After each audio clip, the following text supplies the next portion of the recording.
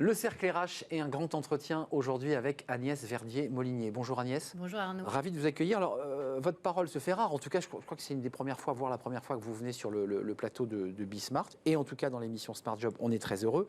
Directrice de l'IFRAP.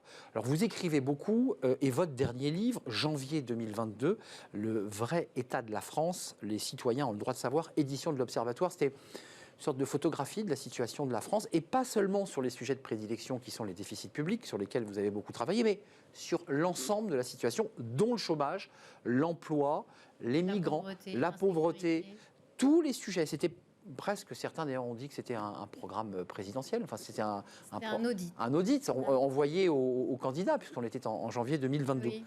Commençons par l'emploi, qui est vraiment le thème de notre émission. Le 14 juillet dernier, le président Macron, interrogé sur la pénurie en hôtellerie-restauration, a dit « Attendez, si ces personnes veulent changer de métier, moi ça me va, mais globalement, si elles viennent et elles vivent sur le dos des contribuables et des salariés, globalement c'est ce qu'il dit, moi ça ne me va pas ». Comment vous l'analysez, vous, cette pénurie d'emploi? C'est une grande lassitude, c'est une grande démission, c'est une grande démotivation?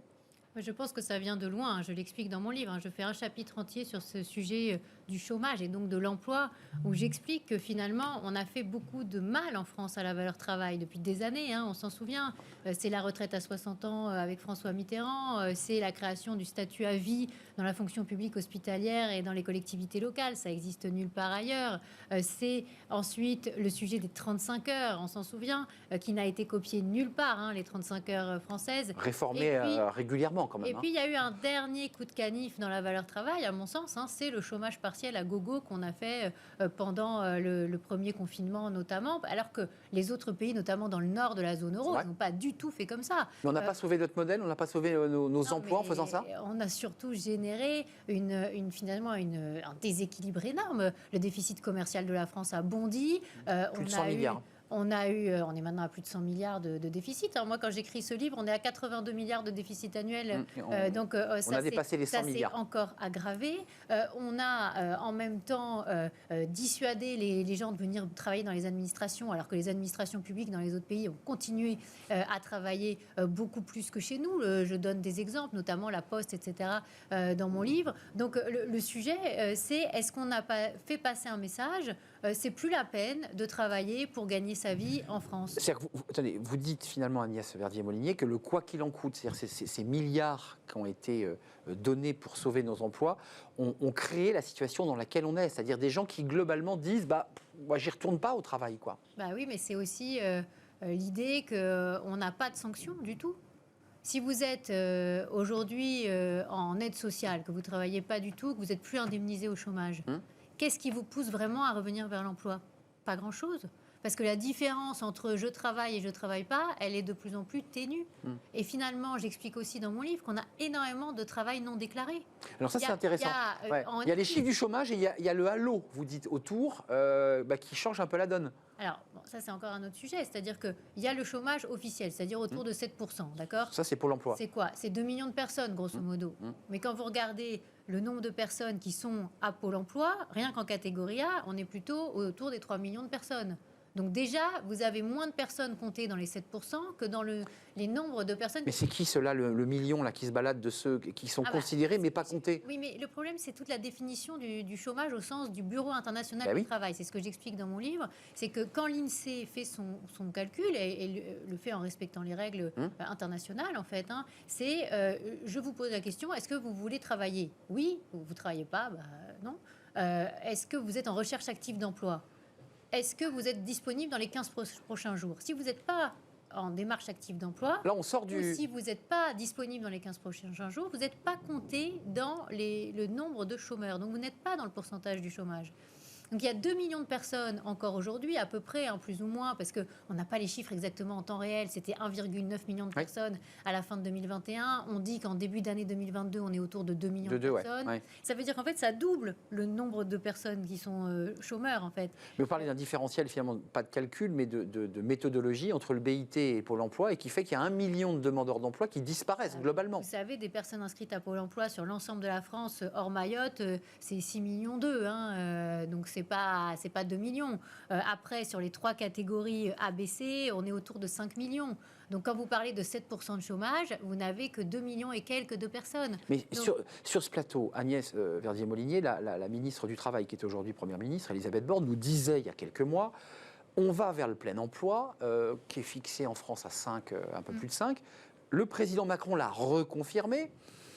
oui, mais il y a un paradoxe. Plus vous montez les aides, plus vous réindexez les aides, plus vous allez monter le RSA, donner des aides supplémentaires, moins vous allez avoir une incitation au retour à l'emploi déclaré. Donc il faut être plus sévère. Et en tout cas, la réforme, il y a une première réforme qui a été validée, les décrets d'application sont passés, mais là on nous parle pour septembre, peut-être même d'une deuxième réforme. Non, mais il y a un paradoxe. Plus vous montez les aides, plus vous dépensez d'argent public, plus vous êtes généreux, plus vous faites baisser le taux de chômage officiel. Parce que finalement, vous avez des aides qui font que les gens vont dire bah non, mais moi je ne suis pas forcément disponible, non, je ne suis pas en recherche active d'emploi. Et finalement, il y a aussi toute une économie grise qui s'est créée. Je le dis dans mon livre, c'est plus de 11% du PIB. Travail non déclaré. C'est l'équivalent de 270 milliards d'euros par an, c'est pas rien. Ça veut dire que c'est énormément de recettes publiques qui sont perdues aussi en cotisations sociales, en impôts. On ne peut pas continuer comme ça. Parce que derrière, on a un déficit, vous le savez, pour cette année, qui va largement dépasser les 100 milliards encore. Déficit public, 2900 milliards. Alors, 2900 milliards, c'est global. La dette. 2950 milliards de dettes. Mais le déficit public 2022, on va être au-delà de 160 milliards d'euros, ce qui est quand même gigantesque. Et on est dans une situation où on conserve un déficit à 5% du PIB et où on a une charge de la dette qui est de plus en plus lourde, etc. Donc, et des taux qui remontent. Ce que je propose, et notamment on va sortir une étude dans les mois qui viennent à la Fondation IFRAP sur le sujet, c'est de s'inspirer de ce que font les pays du nord de l'Europe. Ils sont généreux, ils sont accompagnants, ils accompagnent énormément les demandeurs d'emploi, ils les flèchent vers l'emploi. Mais quand ils refusent des emplois, on leur baisse leurs indemnités. Finalement... Donc la réforme n'allait pas assez loin, Agnès Verdier-Molinier. Vous dites qu'il faut être un peu plus strict et sévère à l'égard des demandeurs d'emploi. Oui, mais pas qu'à l'égard de ceux qui sont indemnisés au chômage. Parce que ce qu'avait dit Emmanuel Macron le 9 novembre dernier, vous vous en souvenez, dans son allocution, il avait dit finalement, on va sanctionner ceux qui refusent des offres d'emploi. C'est ça. C'est déjà dans la loi depuis 2008. Nicolas Sarkozy l'a fait déjà rentrer dans la loi et c'est absolument quasiment jamais appliqué. C'est vrai. Mais vous allez au Royaume-Uni, vous allez en Allemagne, vous allez en Finlande, il y a des suspensions pour des refus d'emploi, 6 mois de suspension d'allocation au Royaume-Uni si vous refusez une offre d'emploi, une offre de formation une deuxième fois.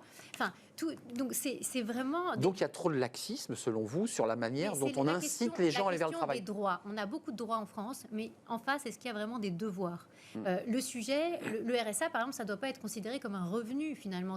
C'est une allocation, d'ailleurs. Ça doit être considéré comme un moment où on vous aide à vous remettre le pied à l'étrier pour retourner finalement dans la... 586 euros quand même, Agnès Verdier-Molinier, pour ceux qui sont allocataires du RSA, c'est quand même assez peu. Non, mais en réalité... Sans compter les aides, évidemment, attenant au... C'est pas du tout correct de parler juste du RSA tout seul. Vous savez bien qu'on additionne ça avec le fait d'être parent isolé ou pas, etc. etc. Il y a des chiffres officiels qui sont sortis il n'y a pas longtemps au niveau de la Cour des comptes sur ce sujet, qui sont passionnants, qu'on a publiés aussi à la Fondation. Ça fait combien au global, finalement, en plus de l'allocation ? Si vous êtes un parent isolé avec un enfant de moins de 3 ans et que vous cumulez toutes les aides locales et nationales, vous êtes à 1 500 euros par mois.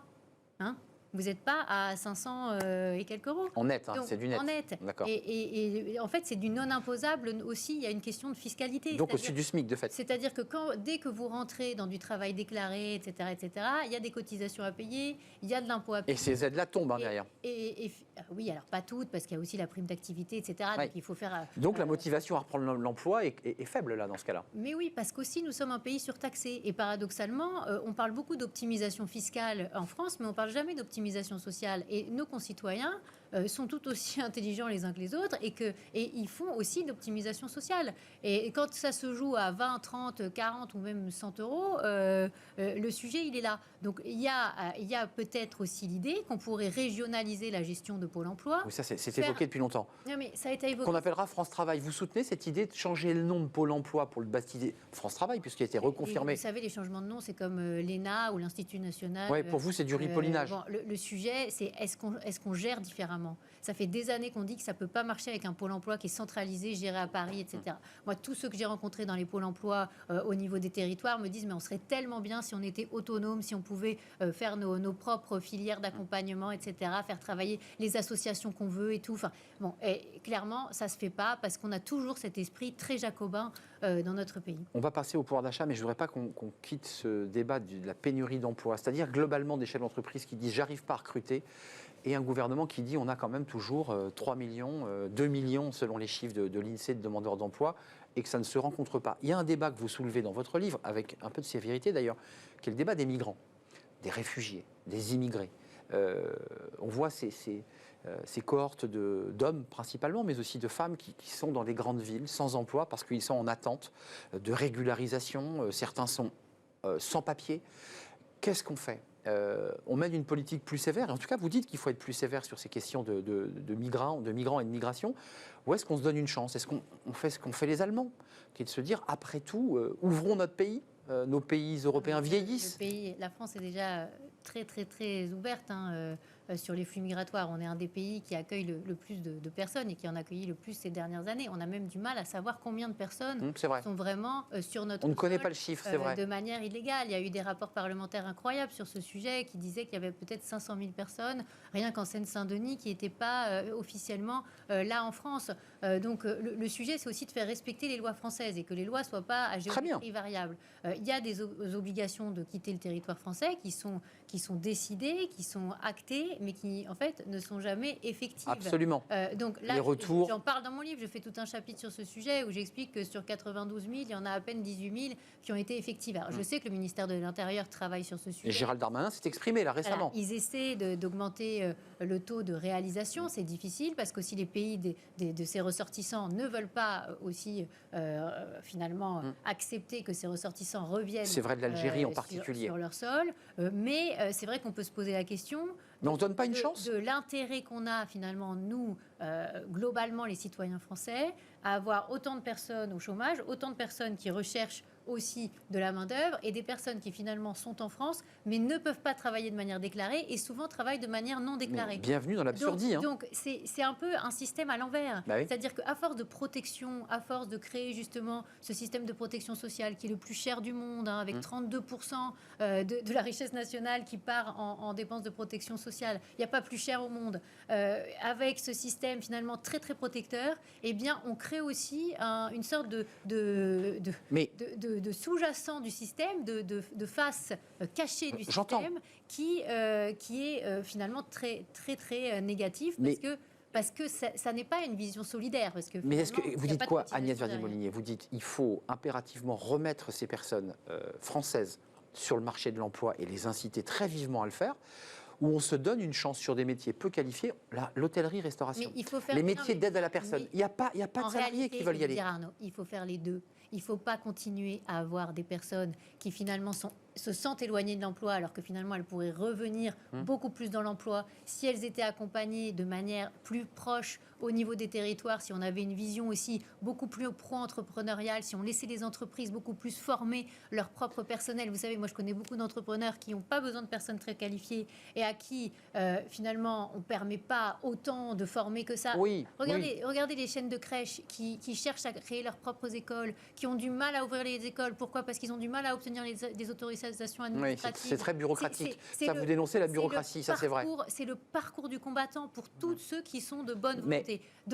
Mais d'un mot, avec ces centaines de milliers d'immigrés ou de migrants, certains sont en attente, d'autres sont des réfugiés politiques. Est-ce qu'on se permet de les accompagner et de les former, ou est-ce qu'on dit priorité d'abord à l'emploi de ceux qui sont à Pôle emploi ? C'est la question qui est posée. En fait, il faut faire les deux. C'est ça que je vous dis. On est d'accord. C'est-à-dire qu'il ne faut plus accepter d'avoir des personnes en illégalité en France qui travaillent de manière non déclarée dans des secteurs qui sont légaux ou illégaux. Parce qu'il y a aussi tout ce qui est trafic de stupéfiants, etc. De cigarettes. Mais par ailleurs, j'irai plus loin, Arnaud. Des couples, des familles entières qui sont en France et sur lesquels il y a des cartes de séjour, mais qui ne travaillent pas de manière déclarée, là aussi, il faut se poser la question de est-ce qu'on a intérêt à continuer à proroger ces cartes de séjour. Donc, vous voyez, il y a toute une question à se poser sur comment le système peut générer aussi de la recette sans être toujours porté par les mêmes citoyens qui sont finalement aujourd'hui de plus en plus la classe moyenne dont vous parlez. accablée d'impôts.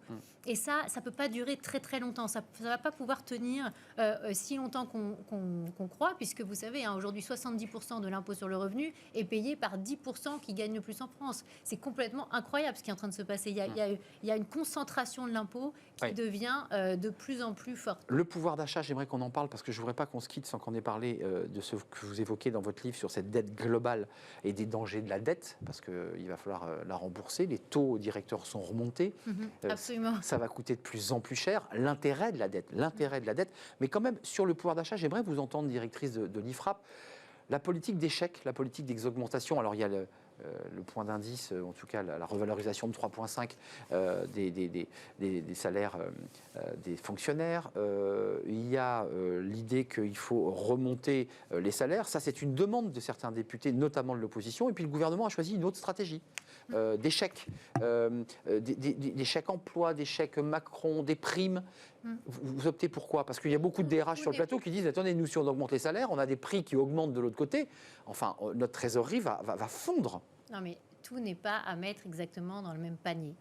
Je crois que déjà, il faut se dire que sur les 21 milliards qui sont en train d'être discutés, là, à peu près 21 milliards, c'est qu'une partie des dépenses supplémentaires de 2022. Projet de loi pouvoir d'achat. Parce que 2022, par rapport à la loi de finances initiale 2022, on est plutôt à 60 milliards de dépenses supplémentaires par rapport à ce qui a été voté l'année dernière. Vous vous rendez Donc compte? distribuer ça aux salariés. Alors, mais c'est pas que ça. Il y a aussi le sujet, évidemment, on en a parlé, réindexation des pensions. Oui. En fait, ça, par exemple, ou l'augmentation du point d'indice, ça se serait fait de toute façon l'année prochaine. On est d'accord. Oui, c'est tout à fait. C'est hors été... pouvoir d'achat, projet de loi. Non, mais on est d'accord. Ça aurait été automatique. Qu'est-ce qui se passe avec ça? C'est qu'en fait, on fait un peu de com politique, vous connaissez bien ça. On affiche. On affiche des milliards supplémentaires qui sont en fait une anticipation sur 6 mois de ce qu'on aurait de toute façon acté en janvier de l'année prochaine. Donc ça, à la limite, je dirais, c'est beaucoup de la com. Non mais prime Macron. Ensuite, la prime Macron. Bon, par exemple, ça, il y a un souci. Oui, ça c'est augmenté jusqu'à 6 000 euros, etc. Mais c'est plafonné aussi en fonction des revenus. Pourquoi ? Parce que finalement, si on ne veut pas rentrer dans la spirale inflationniste, ça veut dire qu'il ne faut pas spécialement augmenter les salaires de tout le monde pour avoir derrière une augmentation des prix, comme vous disiez, mais il faut plutôt flécher des primes spéciales, exceptionnelles. Donc on n'augmente pas les salaires, on est d'accord. Non, mais on pourrait. Il y a danger. Oui, mais attends, la question c'est est-ce qu'on le fait pour tout le monde ou est-ce qu'on est toujours en train de dire ah bah attends, toi t'as droit, toi t'as pas droit, mais toi qui n'as pas droit, bah toi on va t'augmenter ton impôt, mais toi qui as droit, on va pas t'augmenter ton impôt. Enfin, c'est complètement dingue. C'est toujours un peu la même façon de raisonner. Donc là-dessus, il faudrait pas de plafond. Pourquoi faire des plafonds au niveau de 3 fois le SMIC? Il n'y a pas de raison. Sur cette histoire de primes aussi, pourquoi avoir fléché que le maximum de primes sur les boîtes qui ont fait finalement des packages d'intéressement? C'est pas... Il n'y a pas de raison finalement. C'est dommage. Mais ça c'est des artifices de Bercy pour finalement que ça coûte le moins possible. Parce que vous savez, la dernière prime Macron, elle était jusqu'à 1000 et quelques euros. Elle n'a pas été d'ailleurs utilisée à plein. En fait, c'était la moyenne réellement effective, c'était entre 400 et 500 euros. Exactement. Pourquoi? Parce que ça a été limité aux petits salaires, ça a été limité elle n'a pas été utilisée à plein régime. Voilà, mais parce qu'il y a tellement de contraintes autour qu'à la fin, il n'y a pas tant de gens que ça qui sont éligibles. Dans l'économie sociale et solidaire, il n'y a pas d'intéressement dans la plupart des cas. Pourquoi? Parce que quand vous travaillez dans une association, vous n'allez pas faire des objectifs à vos salariés sur le chiffre d'affaires. Non, ils ne sont pas dans cette logique de fait. Mais donc là aussi, il y a tout un pan, finalement, il y a des trous dans la raquette et c'est ça qui est gênant. Mais Par Agnès, ailleurs, allez-y. Je voudrais rajouter une chose. Sur les 21 milliards, c'est 16 milliards en dépenses et c'est que 5 milliards en baisse d'impôts. Et ça, c'est problématique selon moi. Vous n'avez pas changé de fusil d'épaule. Vous dites qu'il faut baisser les impôts et il faut aussi baisser les cotisations sur quoi? Sur les salaires, cotisations patronales, l'ensemble des cotisations? Il faut baisser plutôt les dépenses, il faut baisser les impôts, bien sûr. Et là, quand j'entends qu'on a de l'ordre de 57 milliards de recettes en plus, c'est ce qui est dans la loi de finances rectificative 2022, 57 milliards et on les prend où? De recettes en plus. Sur notre dette? Non, mais on creuse la dette. Non, mais c'est pas ça. C'est qu'on a des niveaux d'impôts qui rentrent en ce moment, Arnaud, qui sont gigantesques. Sur l'impôt sur le revenu, sur la TVA, Sur la TICPE. On a même évoqué une cagnotte. Il y a une idée même que vous avez évoquée dans le Figaro qu'il fallait quand même réindexer les barèmes très vite, parce que Bercy allait créer une petite cagnotte. Parce que sur l'impôt sur le revenu, on devrait réévaluer dès à présent, pour 2022, le niveau du barème. Parce que le niveau du barème, il est calculé en fonction de l'inflation, d'accord ? L'année dernière, on a voté en disant qu'il y aurait une inflation à 1,5. C'est ça. Moi, ça fait des mois avec mon équipe que je dis attention, on va vers une énorme inflation. On l'a dit en début 2021, on l'a dit en 2020, je l'ai redit en début d'année dans mon livre. On est à 5,7. Et tout le monde le savait en fait. Donc il y a un delta qui va créer une petite cagnotte. Ce delta entre 1,5 et 6% ou 7% d'inflation, ça fait que les Français vont payer beaucoup plus d'impôts sur le revenu qu'ils ne devraient. Par ailleurs, le PIB, en fait, la croissance du PIB augmente. Ça augmente beaucoup moins que prévu. Donc, on se dirige, vous verrez quand on aura les chiffres définitifs de 2022, on se dirige vers une augmentation de la pression fiscale. Là, cette année, on est en train de vivre en fait une augmentation de la pression fiscale. Alors que le gouvernement communique sur l'idée qu'il n'y aura pas d'augmentation d'impôts, on est d'accord. Mais oui, mais en réalité, c'est mécanique. Et on va vers les 45% de taux de prélèvement obligatoire. On va être encore les plus chers en termes de pression fiscale. Donc rien n'a changé quand je vous entends. C'est-à-dire que le gouvernement Macron n'a pas transformé le modèle. Parce que Arnaud, c'est très simple en fait. Personne à Bercy ne veut baisser les impôts. Pourquoi ? Parce qu'ils savent qu'ils ne baisseront pas les dépenses. Donc, en réalité, là où les mesures pouvoir d'achat... Donc, prise au piège. Non, mais les mesures pouvoir d'achat, ça devrait être une litanie de baisse de fiscalité. Ça devrait être je réindexe le barème, ça devrait être je supprime les taxes sur les taxes. Il y a de la TVA qu'on paye sur la TICPE, sur les carburants. Il reste quelques niches encore. Sur la TICGN, sur tout ce qui est gaz. L'usine à gaz, sur la TICFE, sur l'électricité. Ça fait une dizaine de milliards d'euros qui sont payés par les Français de manière indue par rapport aux autres pays. Là, on pourrait faire quelque chose tout de suite. On pourrait tout de suite aussi, alors ça va être fait normalement dans la loi de finances 2023, mais on pourrait tout de suite essayer de baisser les taxes de production encore plus pour les entreprises. Au lieu finalement de contraindre, de créer des chèques de l'État, de créer de la dépense supplémentaire. C'était ma question, les chèques.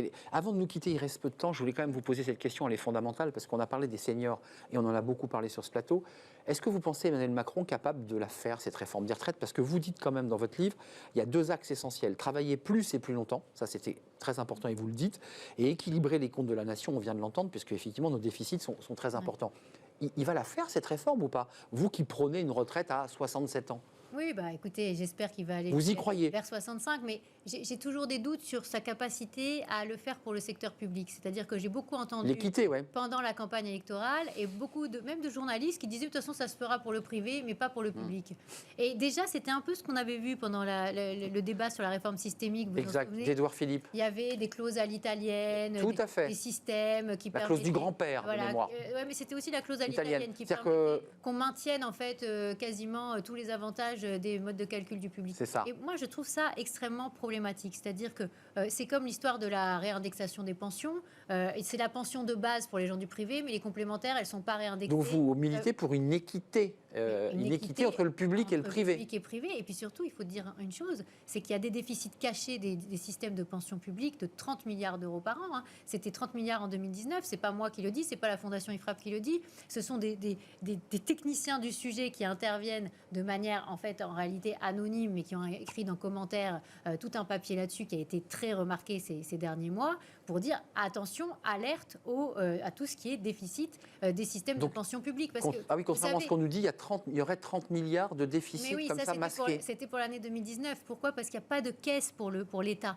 Pour les agents de l'État, il n'y a pas, vous ne voyez pas... C'est pas Argier-Carco, Non, vous ne voyez pas les déficits, vous ne voyez rien. Ouais. Donc là, il y a un vrai sujet. Évidemment, il faut la faire. Est-ce qu'il va la faire ? Je l'espère vraiment de tout mon cœur, parce que c'est le sujet numéro 1 pour pouvoir baisser la pression fiscale ensuite. Sans repousser l'âge de départ, on ne peut pas ensuite faire les baisses de dépenses, on ne peut pas faire les baisses d'impôts nécessaires. Par ailleurs, il faut souligner une chose, ça fait des mois que j'alerte avec mes livres, avec les travaux de la Fondation, sur l'augmentation de la charge de la dette, qu'on nous a rionné, qu'on nous a dit... Les taux remontent. Non, mais on nous a dit, il y a des OAT à 10 ans, de la dette à 10 Tout ans, va bien. Indexée sur l'inflation, c'est pas grave. On nous a dit la maturité de la dette française, oh non, c'est assez court. Il y a de la bonne dette. C'est pas grave. Et en réalité, on nous a pas écouté assez, je pense.